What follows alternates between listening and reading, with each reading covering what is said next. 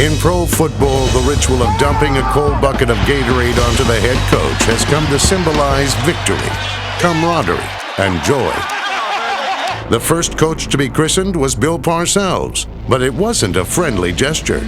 Jim Burt dumped the first Gatorade on him strictly to stick it to him. It was in pure anger. I know I'd been on Burt pretty good during the course of the week about something. All during the week, he would make little comments in the locker room regarding Burt getting his ass handed to him. Even for him, it was overboard, and it was brutal. He made the week miserable for me. One of his comments was, if you don't have thick skin, you can't be in this game. Game was winding down. He comes up to me. He said, that Parcells, he's such a sucker. We ought to get him with something. I said, Burt, what do you mean we ought to get him with something? So I dumped a Gatorade on him. I said, hey, coach, you got to have thick skin in this game. Like, dump it over, coach, you're a jerk. And that's about the way it was done. That was the first time anyone had done anything like that. They're looking around like, oh my, what's going to happen now? I think maybe that was his way of getting me back. That's how it all started. Since that time, it's taken on a life of its own. Then Harry Carson took it over, I guess. I don't know how the transformation happened there. It first evolved with Harry.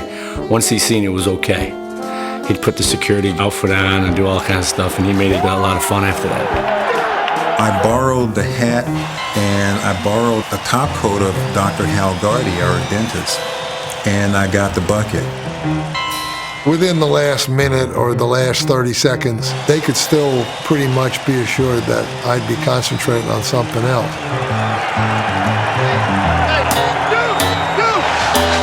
He encouraged us to show feelings and emotions, so he wouldn't stop that. If we wanted to do it, hell, if it makes you happy, do it, because I can take that wet stuff for a few minutes to make my guys happy on the other end of that. Bill was like one of us.